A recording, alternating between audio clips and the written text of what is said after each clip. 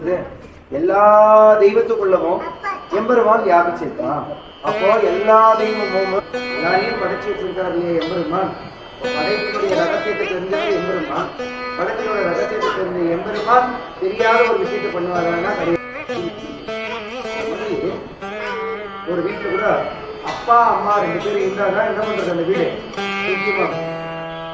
அப்பாவும் இருக்கும்படியான வீடு தான் என்ன ஆகுதுன்னு பார்த்தோம்னா உள்ள ஒரு சின்ன சண்டை வரும். அப்பா அம்மா ஒரு சண்டை வரும். குழந்தை சொல்ற மாதிரி இல்லையா, அப்பா சாப்பிட நான் சொல்லினா போச்சுட்டார், குழந்தைய வச்சுட்டு அந்த மாதிரி அந்த குழந்தை என்ன பண்ண அப்பா சொல்லதான் என்ன இப்போ அதே மாதிரி அம்மாக்குள்ள அப்பா சண்டை கொடுத்துட்டு அப்பா என்ன பண்ண குழந்தை எல்லாருடைய வாழ்க்கையும் திருமணம் ஒரு சடங்கு வந்து செய்யும். அந்த காலத்துல ரொம்ப ஆசையாக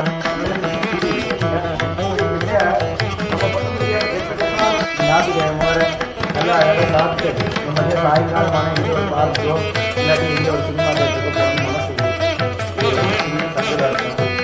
ஆசையே இருக்கிறது கஷ்டமாக இருக்கும். வயசானவாள் ஆசையே இருக்கிறது கஷ்டமாக இருக்கும். இல்லை கொஞ்சம் வயசு இருக்கிறவாளாக ஏதோ ஒரு சின்ன சலசலப்போ ஏதோ ஒரு சிரமம் இருக்கும். அதனால கோவில் தெரிஞ்சு அதான் தேடி வந்து கோவில் ஆபாங்கன்னா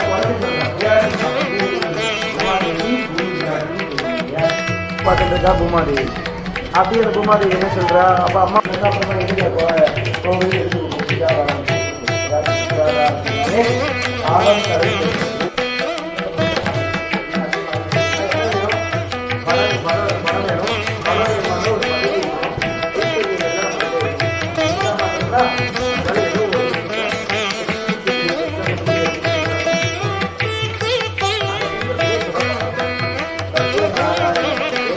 சாஸ்வதம். நைமிசாரண்யம்னும்படியான ஒரு க்ஷேத்திரம். அங்கே சூதக முனிவர்னு சொல்லிட்டு ஒரு முனிவர் இருக்கார். அந்த முனிவர்கிட்ட போய் சனகாதி முனிவர்கள்னு சொல்லும்படியான பிரம்மகுமாரர்கள்னு சொல்லுவாங்க. பிரம்மகுமாரர்கள் பிரம்மாவுடைய புத்திரர்கள்னு சொல்லுவாங்க. அந்த பிரம்மாவுடைய குமாரர்கள் பார்த்தோம்னா சனத்காதகன்னு சொல்லிட்டு சனகாதி முனிவர் 4 பேர் இருக்கா. அவள் போயிட்டு என்ன பண்ணுறான்னா சூதக முனிவர்னும்படியான அந்த முனிவர்கிட்ட நைமிசாரண்யம் படியான அந்த க்ஷேத்திரம் 108 திவ்யதேசத்தில் ஒரு க்ஷேத்திரம்.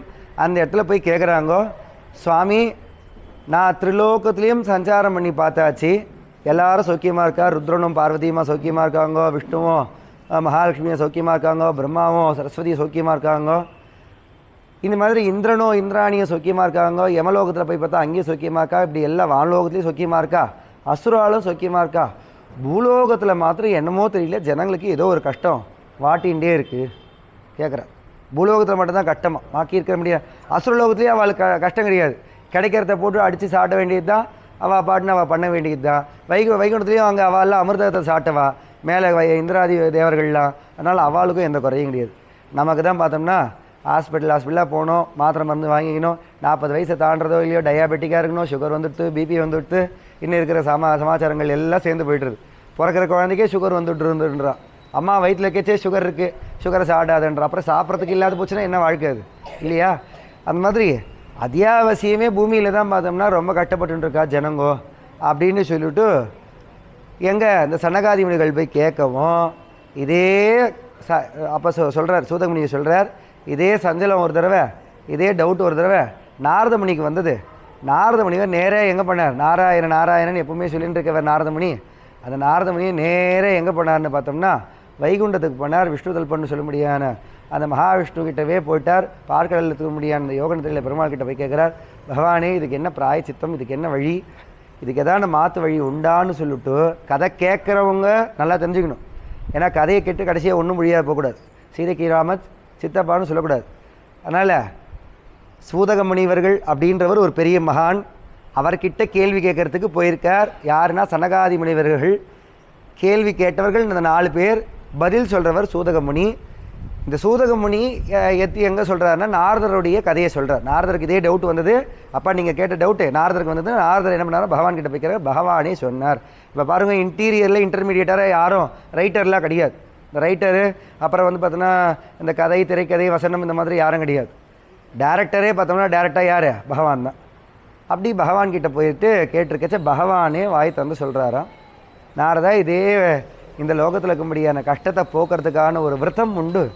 பாக்கி இருக்க எல்லா விரதத்துக்கும் ஒரு மகிமை உண்டானாலுமே இந்த சத்யநாராயண விரதம் என் பேர்லேயே இருக்கும்படியான நாராயணன் நானே.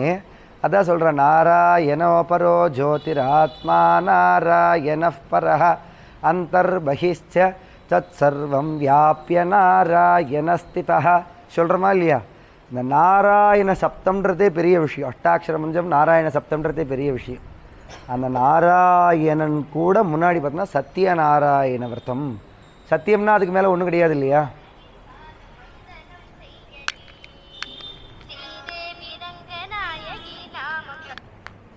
சத்தியம்னா அதுக்கு மேலே ஒன்றும் கிடையாது.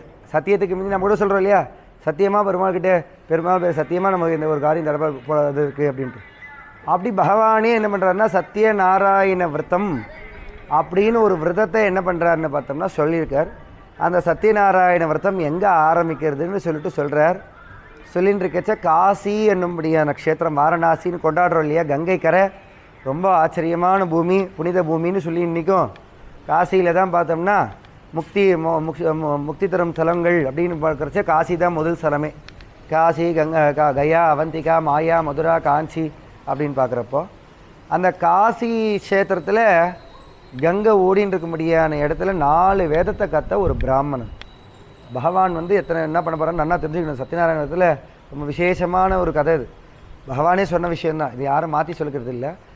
அங்கே என்ன ஆகுதுன்னா முதல் அவங்கத்தை நம்ம ஆரம்பிக்க போகிறோம். முதல்ல அதுக்கு முன்னாடி சங்கல்பம் பண்ணிக்கலாம் எல்லாரும். இன்றைக்கி பரிச்சாரகத்துக்கு யாரும் இல்லை, நானே வந்து விட்றேன். வாங்கிக்கோங்க, சின்ன குழந்தைகள்லாம் வேண்டாம், பெரியவா மாத்திரம் வாங்கிக்கோங்க.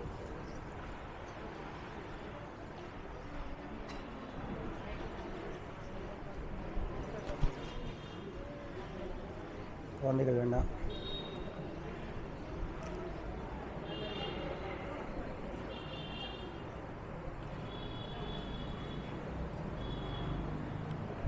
இடது தொட, புருஷாலார்னா வலது தொட மேலே வச்சுக்கோங்க. ீஹித்வோம் அத்ய பூர்வோத்தம ஏவங்குண சகல விசேஷேன விசிட்டாயாம் பகவதாஜ்ஞா பகவத் கைங்கரியரூபேண ஸ்ரீமத் அகிலாண்ட கோட்டி பிரம்மாண்ட நாயகா ஸ்ரீபூகோதா பெருந்தேவி நாயகா சமேத ஸ்ரீ வரதராஜஸ்வாமி சந்நிதோ பௌர்ணமி தின சத்யநாராயண விரத சங்கல்பம் அஹம் கரிஷ்யே. எல்லாரும் அவங்கவுங்க கோத்திரத்தை நினச்சிக்கோங்க. கோத்ரோர் பவஸ்யாம் செஜமான கோத்ரோர் பவஸ்யாம் கோத்திரத்தை நினச்சிக்கோ. என்ன உங்கள் பிரார்த்தனையாக இன்றைக்கி இருக்கோ அந்த பிரார்த்தனையை நினச்சிக்கோங்க. உங்களுக்குன்னு ஒரு பிரார்த்தனை இருக்கும் இல்லையா, பெருமாள் கோயிலுக்கு இன்றைக்கி வந்திருக்கோம், பிரார்த்தனை இல்லாத யாராலையும் வர முடியாது இல்லையா, ஏதோ ஒரு சின்ன பிரார்த்தனை இருக்கோ அந்த பிரார்த்தனையை நினச்சிக்கோங்க. என்ன பிரார்த்தனை இருக்கோ அந்த நல்ல பிரார்த்தனையை நினச்சிக்கோங்க.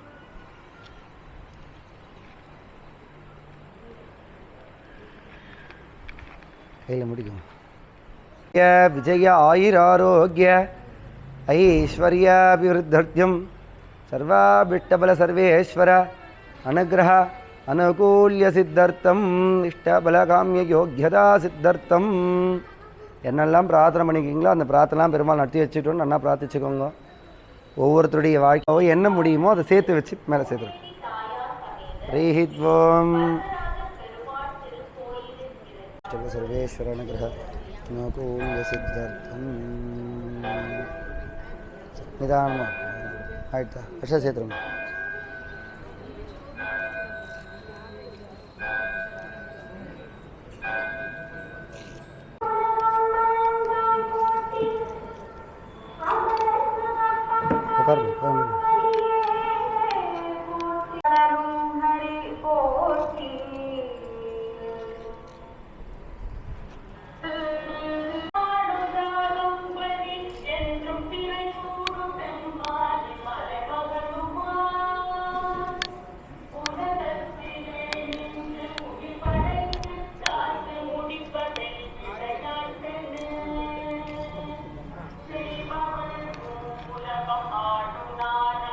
இந்தாமா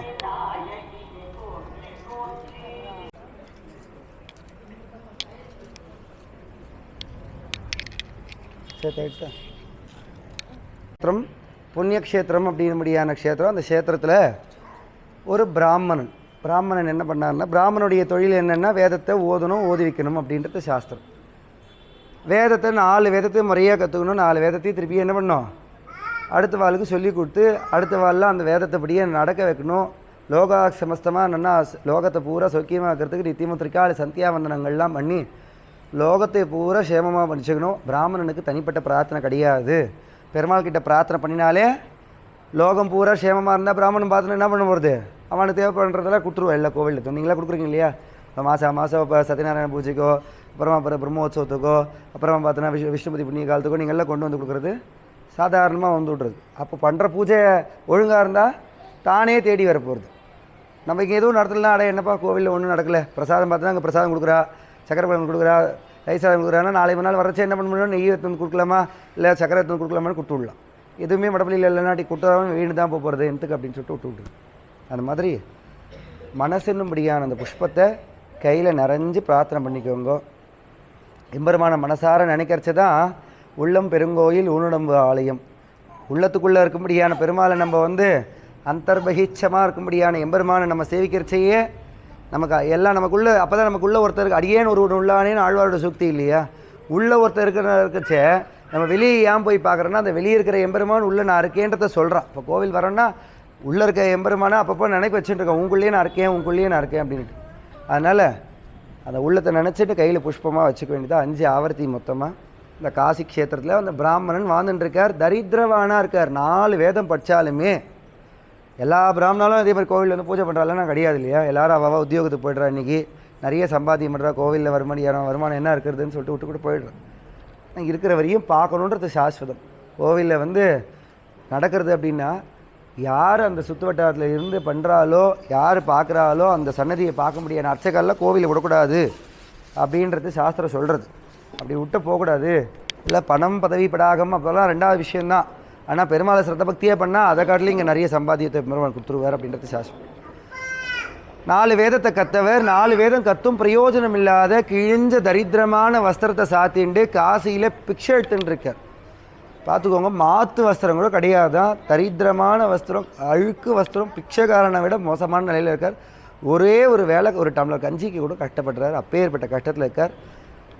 அவனுடைய நிலைமையை மாற்றணும்னு பகவானே நினைக்கிறார், சத்யநாராயணனே நினைக்கிறார், நாராயணன் நினைக்கிறார். நாரதர்கிட்ட சொல்லிட்டு இருக்கார் நடந்த விஷயத்தை. அப்படி இருக்கச்சே என்ன ஆகுதுன்னு பார்த்தோம்னா பெருமாள் வந்து நல்ல ஒரு ஆசீதமான ஒரு இளைஞனா வாலிபனா வர ராமனை போல ஆச்சானுபாகு அரவிந்தலா யதாட்சம் நாமம் நிசாசசர விநாசகரம் நமாமியகம்னு சொல்லும்படியா ஆச்சானுபாகுவாக வரார். நல்ல ஒரு ஆசிதமாக ஒரு பார்க்குறச்சு ஒரு 16 வயசு பையனை பார்த்தோன்னா அரும்பு மீசை இருக்கும், நல்லா துருன்னு இருப்பான், நல்லா வெயிட்டமாக நல்லா பார்க்குறதுக்கே ஜம்முன்னு இருப்பான். அந்த மாதிரி வரார். வந்து அப்பா பிராமணரை என்ன இப்படி ஒரு தரித்திரமான நிலையில் இருக்கீங்க அப்படின்னு கேட்குறார்.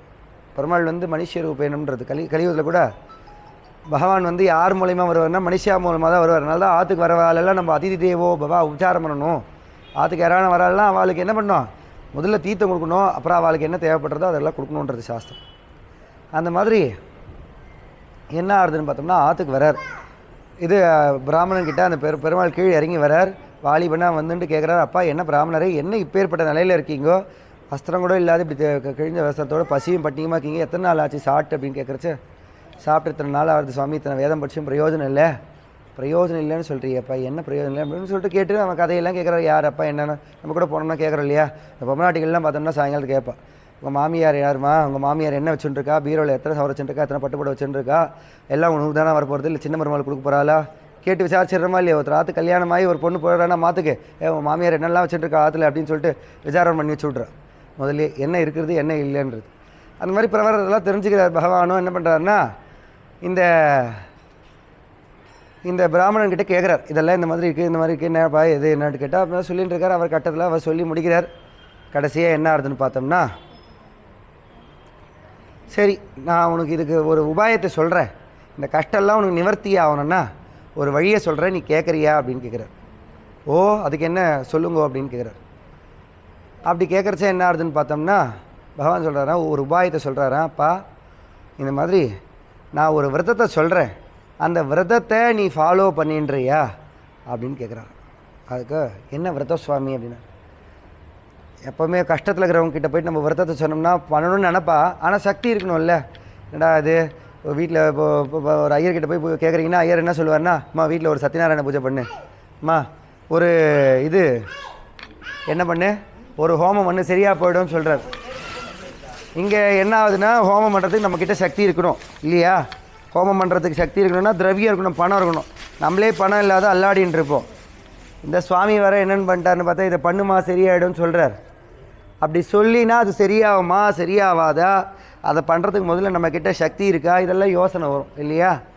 அந்த யோசனை மாதிரி கேட்குறாரு பிராமணன். அப்பா, நானே வறியவன், ஏழையன், என்கிட்ட இதை பண்ண சொல்கிறீங்களே அப்படின்னு கேட்கவும், அப்பா நான் உன்னை பண்ணுன்னு தான் சொல்லினேன், பணத்தை கொடுன்னு சொல்லலை, நீ பண்ணுன்னு பிரார்த்தனை பதவிக்கு வந்தால் சொன்னனே ஒழிய நீ இப்போவே பண்ணு, நாளைக்கே பண்ணு, நாளை மறுநாளே பண்ணு, இப்போவே காசு கொடுன்னு சொல்லியேப்பான்னு அப்படின்றார் பகவான்.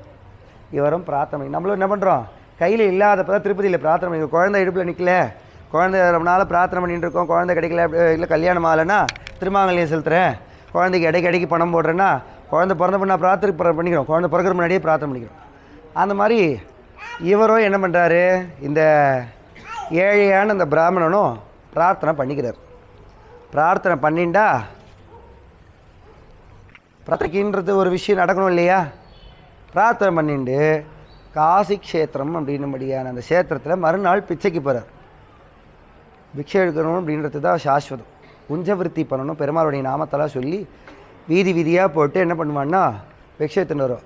எங்களை இதுவில் பார்த்துக்கணும், ஒரு சாத்துர்மாசி விரதம்னு சொல்லிட்டு மார்கழி ஆரம்பிக்கிறதுக்கு முன்னாடி பிராமணர்லாம் அந்த காலத்தில் என்ன பண்ணுவான்னா, நல்ல வசதி வாய்ப்புலாம் இருக்கும்படியான ஆற்றுக்கெல்லாம் போயிட்டு என்ன பண்ணுவான்னா, அரிசி பருப்பு தட்சிண தாம்பூலங்கள்லாம் வாங்கிட்டு வரும். ஏன்னா மார்கழி பூரா கல்யாணம் இருக்காது, அதனால் அவளோட பொழப்பெல்லாம் ஓடணும் இல்லையா அப்படின்னு சொல்லிட்டு என்ன பண்ணுவான்னா, நல்ல வசதிகள்லாம் இருக்க முடியாது ராஜாக்களுடைய வீட்டிலெல்லாம் போயிட்டு யாச்சகம் வாங்கிட்டு வருவோம், சாத்துர்மாசி விரதம்னு சொல்லிட்டு போகணும். அந்த மாதிரி இவர் மறுநாள் போயிட்டு பிக்ஷைக்கு போகிறார். போகிறச்சே என்ன ஆகுதுன்னா, அளப்பரிய செல்வம், அன்றைக்கி அளவில்லாத அரிசியும் அளவில்லாத பருப்பு பசுன்னு சொல்லிட்டு ராஜாவுடைய சொப்பனத்தில் பெருமாள் சொல்கிறார். அந்த கங்கை நகரத்தை ஆட்சி பண்ணிட்டு இருக்க அந்த காசி சேத்திரத்தில் இருக்கக்கூடிய ராஜா கிட்டே பெருமாள் சொப்பனத்தில் சாய்க்கிறார், நாளைக்கு வரும்படியான அந்த ஏழை பிராமணனுக்கு சகல சம்பிருத்தியத்தோடு நீ என்ன பண்ணணும், யாச்சகத்தெல்லாம் கொடுத்து அனுப்புன்னு சொல்லுவோம். அளப்பரிய செல்வத்தை என்ன பண்ணுறாருன்னா, அந்த ராஜாவும் என்ன பண்ணுறாருன்னா, இந்த பிராமணனுக்கு யாச்சகமாக கொடுக்குறார், பிக்ஷையாக கொடுத்து அவருக்கு தூக்கின்னு போகிறதுக்கே முடியாத போய் வண்டியே கட்டி அனுப்புகிறார். இப்படி ஒரு சமயம் ஆர்வம் பெருமாளுடைய வந்திருக்கவர் பெருமாள் தான் அப்படின்றத அப்போ தான் அவருக்கு புரியுறது. 4 வேதத்தை படிச்சிருந்தார் இல்லையா, அந்த வேதங்கள்லாம் அவருக்கு திருப்பியும் சொல்கிறது. அந்த வேதங்கள்லாம் அவருக்கு மூலையிலே எட்டி வந்திருக்க முடியாதவர் சூக்ஷ்மதாரியாக வந்த எம்பெருமான் தான், சர்வேஸ்வரன் தான். அப்பேற்பட்ட எம்பெருமானால இது நடந்தது அப்படின்னு சொல்லிட்டு என்ன நடந்ததுன்னு பார்த்தோம்னா, அந்த பிராமணன் போய் அந்த பூஜா விதானங்கள், ஏன்னா பூஜைக்கான விதிமுறைகள் இருக்குது இல்லையா, குளிச்சுட்டு பண்ணணும், என்ன திதின்றதை பார்க்கணும், என்ன நாள்ன்றதை பார்க்கணும், அந்த நாளில் எந்த ஹோரையில் பண்ணணும் அப்படின்றத பார்க்கணும். நம்மளோட கல்யாணம்னா என்ன பண்ணுறோம், முகூர்த்தத்துக்கு ஐயரை போய் நாள் கேட்குறோம், நட்சத்திரம் கேட்குறோம், அதெல்லாம் நாள் அன்றைக்கி பார்த்து சௌரியமாக இருக்கா, அதுலேருந்து 3ஆவது நாள் சரியாக இருக்கா. ஏன்னா கல்யாணம்னா கல்யாணத்தோடு கிடையாது, மறுநாள் வர முடியாது, ருது சாந்தி சாந்தி முகூர்த்தம், அதுக்கப்புறம் கிரகப்பிரவேசம் இதெல்லாம் இருக்குது. நம்ம அன்றைக்கி ஒரு நாள் நல்லா இருக்குது, சும்மா கேலண்டரில் போட்டிருக்காங்க, கல்யாண நாள் போட்டிருக்காங்க அப்படின்லாம் நம்ம போகக்கூடாது. நமக்கு முன்னாடி 2 நாள் பின்னாடி 2 நாள் சந்திராஷ்டமம் இல்லாத இருக்கா, நமக்கு வேறு எதனா பிரச்சனை, நம்ம நட்சத்திரங்கள் எதனா பிரச்சனைலாம் இருக்கான்றதை பார்த்துணும். சும்மா காலண்டரில் கல்யாண நாள் போட்டிருக்கு, நம்மளே நாளை குறிச்சு இல்லை இன்றைக்கி பண்ணிக்கலாம்னா அது கூடாது. நம்ம ராசி நட்சத்திரத்துக்கெல்லாம் பொருந்தி வருதா அந்த நாளுன்றதெல்லாம் பார்த்து தான் பண்ணணும். எதுவுமே நம்மளே காலண்டரில் போட்டிருக்காங்கன்றதுனா அதெல்லாம் இந்த காலத்தில் வந்து அந்நாளெல்லாம் எந்த ஒரு விஷயமா இருந்தாலும் கோவிலில் முதல்ல ஆதியார் சுவாமியோ இல்லை கோவிலில் இருக்கக்கூடிய அர்ச்சகர்களை கேட்டு தான் பண்ணுவாளே. அடுத்தது எப்படி இருக்குது சுவாமி, நாளெலாம் மேலே பரவாயில்லையா, குறவில்லாத இருக்குமான்றதெல்லாம். இந்த மாதிரி இவர் என்ன பண்ணுறாருன்னா, பூஜை முறைகள்லாம் பார்த்தீங்கன்னா ஏற்பாடு பண்ணி அந்த மண்டபங்கள்லாம் முன்னாடி நாளே சித்தம் பண்ணிவிட்டு அதுக்குள்ளே சத்யநாராயண கலசத்தை ஏழை பண்ணி பெருமாளோட சித்திரப்படங்களை ஏழை பண்ணி வாழை மர தோரணங்கள்லாம் அலங்காரம் பண்ணி வாசலெல்லாம் தோரணங்கள் கட்டி மாலை புஷ்பங்கள்லாம் சாத்தி மறுநாள் தேவையான 5 தலிகை பண்ணி பதார்த்தங்கள்லாம் பெருமாளுக்கு என்னென்ன தேவையோ அதெல்லாம் எடுத்து வச்சு வெத்தலை பாக்கு பழம் தேங்காய் புஷ்பம் அப்படின்னு சமர்த்தமாக எடுத்து வச்சு பூஜைகளில் ஸ்ரத்த பக்தியாக வேதங்கள் சொல்லி எல்லாத்தையும் பண்ணுறார். அப்படி பண்ணி முடித்த உடனே என்ன ஆகுதுன்னு பார்த்தோம்னா, அன்னைக்கிலேருந்து என்ன ஆகுறது, அந்த பிராமணனுடைய தரித்திரம் எல்லாம் விலகுச்சு அப்படின்றது இந்த முதல் கதையோட தாற்பயம். நம்மளுடைய தரித்திரமும் எம்பெருமான் அவசியம் விலக்கி நமக்கு எல்லா விதமான சுகங்களையும் நலன்களையும் வாரி தருவார். உங்கள் மனசில் இருக்க புஷ்பத்தை பெருமாள் கிட்ட சமர்ப்பிச்சிருங்கோ. ஓம் நாராயணாய வித்மஹே வாசுதேவாய தீமஹி தன்னோ விஷ்ணு பிரச்சோதயாத். கோவிந்தா கோவிந்தா.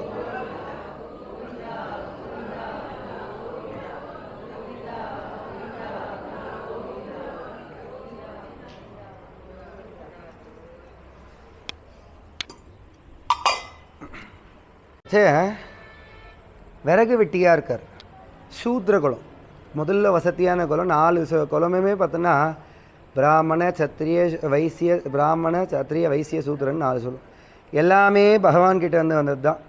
எதுக்கு ஏற்றம் எதுக்கு இறக்கும், அந்த மாதிரி ஏற்ற இறக்கமே பகவான் பேரில் கிடையாது. மனுஷனால் ஏற்படுத்தி வச்சுக்கிட்டு தான் பிரிவு, மேலவன் கீழவானவன் சொல்லிட்டு செய்யும்படியான காரியத்தினால தான் ஒருத்தன் வசத்தி இன்னொருத்தன் தாழ்த்தின்றது.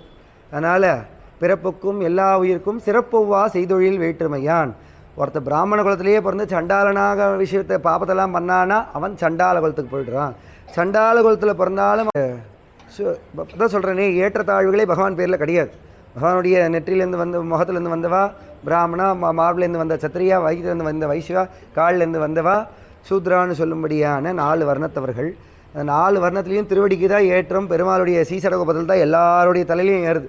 அதனால் யாருக்கும் குறவில்லாதவா தான். பண்ணுற காரியம் ஸ்ரத்தையாக இருந்தால் எல்லாரும் மேலானவா. பண்ணுற காரியம் ஸ்ரத்தை இல்லாத போச்சு, தப்பான காரியம் வந்தால் அது பண்ணுற எப்பேற்பட்ட குளத்தில் வந்தாலும் அவன் இழிவான குளத்தில் பிறந்ததுக்கு சமம். சூத்ரனா விறகு வெட்டியாக அவஸ்தப்படும்படியான ஒருத்தன் விறகு வித்த பாடாக கிடையாது. குழந்தைகளும் குட்டியுமா வீட்டில் இருக்கான், தினையும் கஷ்டம். ஒரு கட்டு விறகு விற்றாதான் அவனுக்கு சாதமே. வெள்ளை சாதம் வாங்கி கஞ்சி ஆனாலும் காசி குடிக்க முடியும். அப்படி வச்ச சமயத்தில் என்ன பண்ணுறாருன்னா, அந்த வழியாக காசியில் விறகு விற்கிறவர் அங்கே போனால் வீட்டில் பார்த்தா சமசமையான விறகு வருஷமாக தேங்கி போகிறது. சிலதெல்லாம் கட்டையெல்லாம் என்ன ஆகுது, ரொம்ப நாள் வச்சு நம்ம மழையிலையும் வெயிலில் காஞ்சி பேசினா உளுத்து போயிடும் இல்லையா, அந்த மாதிரி உளுத்து போடுறது. போகிறச்ச என்ன ஆகுதுன்னு பார்த்தோம்னா, அந்த பிராமணன் பூஜை பண்ணிட்டு இருக்காரு, எல்லாருக்கும் சாதம் போடுறாரு. அந்த பௌர்ணமி அன்னைக்கு அவர் ஆற்றுல போடுறச்ச அன்றைக்கி போய் சாப்பிட்டுனா வரல அந்த பிராமணனோட வீட்டுக்குன்னு சொல்லிட்டு போகிறார். அந்த ஐயா பிராமணரே, இது என்ன நம்ம பூஜைலாம் பண்ணுறீங்க, சாதம்லாம் போடுறீங்களேன்னு அவர் போய் கேட்குறாரு. யார் கேட்குறாரு? இந்த விறகு வெட்டி கேட்குறாரு. விறகு வெட்டி கேட்குறப்ப, அப்பா இது சத்யநாராயண பூஜை, நான் ரொம்ப அல்லோல் பட்டு கஷ்டப்பட்டுன்னு இருக்க சமயத்தில் பகவான் ஸ்வரூபமாக எனக்கு வந்து அசரி ரூபமாக பகவானுடைய ஸ்வரூபமாக பகவானுடைய சொல்லப்பட்ட விஷயத்தினால நான் பண்ணினேன்ப்பா அப்படின்னு. நான் பண்ணலாமா? நம்ம கூட யோசனை பண்ணுவோம் இல்லையா, கோவிலில் ஒருத்தர் பூஜை பண்ணுறாங்கன்னா நம்ம ஆற்றுல கூட வரலட்சுமி ஒன்று பண்ணலாமா? ஒரு காலத்தில் வரலட்சுமி ஹோமம் பண்ணுறதுலாம் ரொம்ப அரிதான விஷயம். கிருஷ்ண ஜெயந்தி வரலட்சுமி ஹோமம் பயப்படுவா, ஐயோ எங்கள் ஆற்றுல பழக்கம் இல்லை, எங்கள் ஆற்றுல பழக்கம் இல்லை. இன்றைக்கி சகஜமாக போயிடுது, நிறைய பேர் ஆற்றுல எல்லாம் சகலமாக கொண்டாடுறேன். அந்த மாதிரி என்ன ஆகுதுன்னு பார்த்தா, நான் பண்ணலாமா அப்படின்ற ஒரு சந்தேகம் இருக்குது. அதுக்கு என்னப்பா பண்ணலாமேன்றார். அப்புறம் அடுத்த வார்த்தையும் கேட்குறாரு, சுவாமி நீங்களும் 4 வேதம் கற்றவங்க, பூஜை புரஸ்காரம் பண்ணுறதுக்கு தெரிஞ்சவங்க, நாங்கள் மந்திரங்கள் சொல்கிறதுக்கு ஒன்றும் தெரியாது, நாங்கள் ராமா கோவிந்தான் இதையே சொல்லிட்டு நாங்கள் பூஜை பண்ணிட்டு இருக்கோம். அப்படி இருக்க சமயத்தில் என்ன ஆகுதுன்னு பார்த்தோம்னா, அவர்கிட்ட வந்து சொல்கிறாராம் பிராமணர், அப்பா நீ ஒன்றும் பயப்படாத, நானே வந்து பூஜை பண்ணித்தரேன். நல்ல ஒரு பிராமணர்லாம் அந்த காலத்தில் பணத்தெல்லாம் எதிர்பார்க்க மாட்டேன். பணத்தை எதிர்பார்க்காத என்ன பண்ணுவான்னா, அவளுடைய காரியத்தை வந்து பண்ணணுன்றது சாஸ்திரம். எல்லாருக்கும் போய் என்ன பண்ணணும், லோகா சமஸ்தா சுகினோ பவந்து, சர்வே ஜனோ சுகினோ பவந்து, சமஸ்த சன் மங்களானி பவந்துன்னு யார் கூப்பிட்டாலும் போகணும். அப்படி தான் விஷயம். ஏழை கூப்பிட்டாலும் வரணும், பணக்காரவா கூப்பிட்டாலும் வரணும். பணன்றதெல்லாம் பேசக்கூடாது, அவளை சௌக்கியத்தோடு கொடுக்குறது தான் விஷயம். அப்போ அந்த பிராமணன் சொல்கிறான், அப்பா நீ பிரார்த்தனை பண்ணிக்கோ, விறகு வியாபாரம் பண்ணுற இல்லையா, நீ பிரார்த்தனை பண்ணிக்கோப்பா. பிரார்த்தனை பண்ணிட்டு அந்த பிரார்த்தனைக்கு ஏற்ற கைக்கூலி எம்பெருமான் கொடுப்பாருன்னு சொல்லவும், அன்றைக்கும் அதே மாதிரி பிரார்த்தனை பண்ணிட்டு அந்த விறகு வெட்டி போயிடுறாரு. அன்றைக்கி நைட்டு போய் படுத்து விட்றாரு. அந்த ராஜா கனவுல சொப்பனத்தை சொன்னார் இல்லையா, கங்கையை ஆண்டுன்னு இருக்கும்படியான அந்த ராஜா, இந்த காசி சேத்திரத்தை ஆண்டுன்னு இருக்க ராஜா கனவுல மறுநாள் சொப்பனத்தை சொல்கிறார். இந்த விறகு வெட்டி தரித்திரவானாக இருக்கார். இந்த விறகெல்லாம் போய் எங்கே ஹரிச்சந்திரா காட்டுக்கு போகணும். இருக்கிறதா இல்லையா, இன்றைக்கி கூட விறகுக்கு அங்கே குறவு இருக்கிறத பார்த்தீங்கன்னா, இன்றைக்கி எல்லா கேஸ் வந்தால் கூட ஹரிச்சந்திரா காட்டில் என்ன இருக்குது, விறகு தான் இருக்குது. கடைசியாக அந்த ஆத்மா விட்டுட்டு இந்த கூடு மாத்திரம் இருக்கச்ச என்ன பண்ணுறா, காசி முக்தி தரும் சேத்திரம் முதன்மையாம் காசின்னுபடியா. முதல்ல காசியில் போனோம்னா என்ன பண்ணுறா, சில பேர் இந்த காலத்தில் தீர்த்த யாத்திரை போடுவா, காசிலேயே தங்கிடுவா. தாத்தா பாட்டிக்கெல்லாம் எல்லா கடமையும் முடிச்சுட்டு 80 வயசு 90 வயசுக்கு என்ன பண்ணுவாங்கன்னா நண்டு போயிடுவான். போனான்னா அதோட சரி, காசிலேயே இருந்து அங்கேயே பிராணத்தை விட்டுட்டு பெருமாள் கிட்ட போகிறதா இது. அந்த இடத்துல இன்றைக்கும் பார்த்தோன்னா, இன்றைக்கி என்ன தான் ட்ரெண்டிங்காக வந்து பார்த்தோன்னா மிஷின் வந்துடுத்து, கேஸ் வந்துடுத்துனா கூட இன்றைக்கும் விறகுக்கு குறைவில்லாத இருக்குது.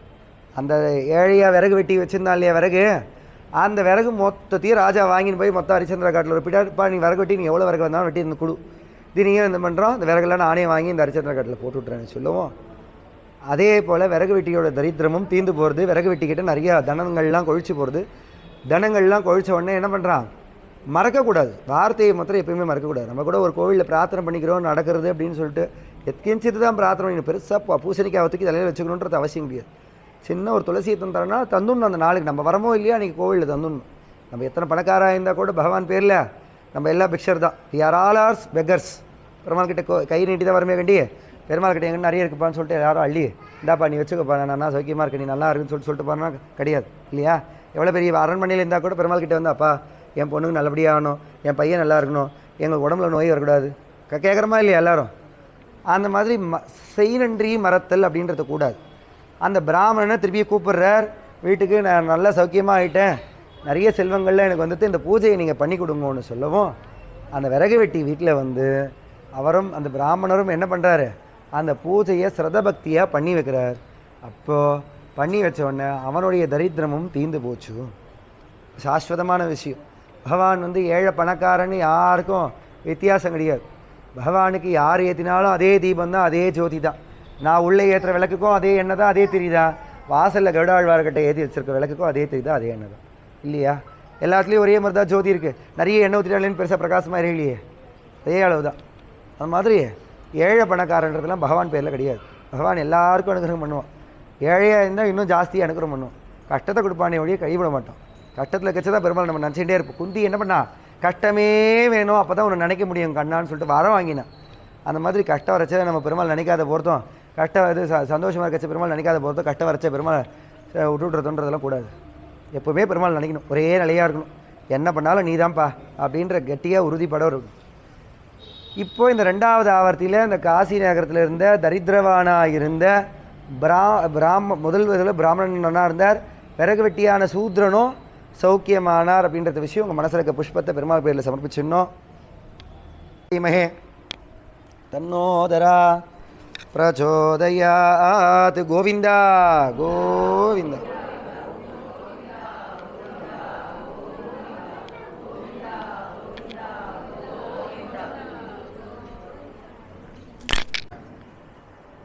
உல்காமுகன் அப்படின்ற ஒரு ராஜா, உல்காமுகன் ராஜா. அந்த ராஜாவுக்கு என்னென்னா சகல விதமான சம்பத்தும் இருக்குது.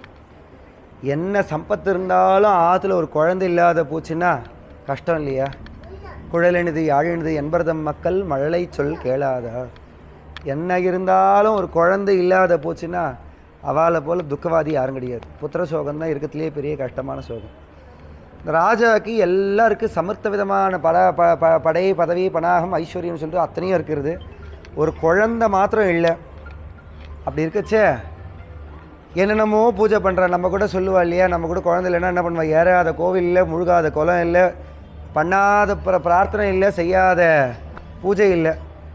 குழந்தை இல்லாத தான் பிரச்சனை. இன்றைக்கி காலத்துக்கு சொல்லவே வேணாம். இன்றைக்கி இந்த வேலூர்லேருந்து அது ஆற்காடு போகிற வழியும் பார்த்தா 21 ஹாஸ்பிட்டல் இருக்குது, கருத்தறுத்தல் மையம்னு சொல்லி.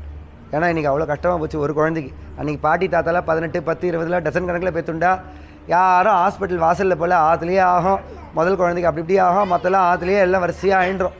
அந்த முதல் குழந்தைய என்ன பண்ணுவா, கல்யாணம் பண்ணி கொடுக்குறச்சு அம்மாவும் இன்னும் வயிற்றில் வச்சுட்டு இருப்பான். அந்த மாதிரி இல்லை. அந்த காலத்தில் இருந்து நன்னா சௌக்கியமாக இருந்தால் 100 வயசு சாதாரணமாக வாழ்ந்தால் எந்த மருந்து மாத்திரை ஒன்றும் எடுத்துக்கல, எந்த இதுவும் அவஸ்தைப்படல. அவெல்லாம் சௌக்கியமாக 80 வயசில் கூட போயிட்டு வரேன்னு சிரிச்சுட்டே கூட ஊஞ்சல்லையே எத்தனையோ பாட்டிலாம் போயிருக்கான். முன்னாடி காலத்தில் பெரியவெல்லாம் நன்னா உட்காந்துட்டுருப்பா, ஊஞ்சல்லையே உட்காந்துட்டுருப்பா. இன்றைக்கி சாதெல்லாம் சாப்பிட கொள்வாப்பா, என் கதை முடிஞ்சிட்டு பெருமாள் என்னை கூப்பிட்றார், நான் கிளம்புறேன் அப்படின்னு சொல்லிட்டு கூட போயிருக்கேன். எத்தனையோ பேர் நாங்கள் கண்ணிலே பார்த்துருக்கோம். சும்மா சாதாரணமாக இப்போ கூட ஒரு வருஷத்துக்கு முன்னாடி அப்படி தான் ஒரு மாமா அப்படி தான் போனார். உட்காந்து நன்னா பேசிகிட்டு இருந்தார். அவள் பொண்ணு எல்லாரையும் கூப்பிட்டார். எல்லாரையும் வாங்க, எல்லாம் ஒத்துமையாக சந்தோஷமாக இருக்கணும்.